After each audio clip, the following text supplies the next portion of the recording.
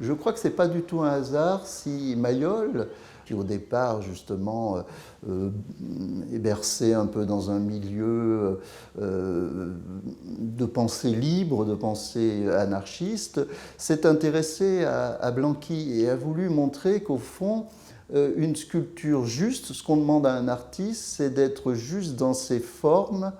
parce qu'au fond, avec cette justice dans les formes, dans les rapports, eh bien, on peut induire quelque chose de la justice entre les hommes. L'idée est peu à peu jaillie d'évoquer ce personnage de Blanqui par une figure allégorique, rappelant donc que les circonstances dans lesquelles il avait vécu, plutôt que par un portrait, ce qui aurait été normal pour un monument public à cette date. Et Mayol propose une femme nue pour évoquer Blanqui, ce qui quand même n'allait pas du tout de soi. Et donc cette femme nue, il lui donne le nom d'Action enchaînée, donc c'est une allégorie de Blanqui qui a passé la plus grande partie de sa vie en prison, qu'on surnommait d'ailleurs l'enfermé pour cette raison.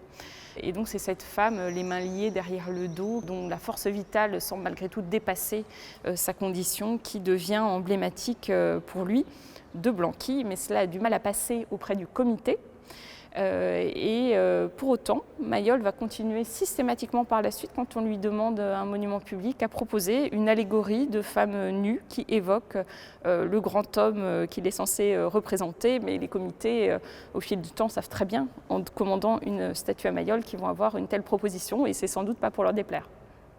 Alors le monument a été envoyé à Puget-Théniers et là il a été placé contre le mur de l'église, emplacement qui avait été choisi par Mayol parce qu'il trouvait que cette façade ocre faisait un fond parfait pour sa sculpture. Et là, comme vous pouvez l'imaginer, les bonnes âmes de Puget-Théniers se sont émues en disant qu'il était impossible d'avoir ce nu féminin scandaleux à côté de l'église, que les jeunes filles faisant leur première communion allaient passer devant cette figure et pourraient peut-être avoir le regard attiré par elle au lieu de regarder de l'autre côté, et ont donc en fait obtenu assez rapidement que le monument soit déplacé.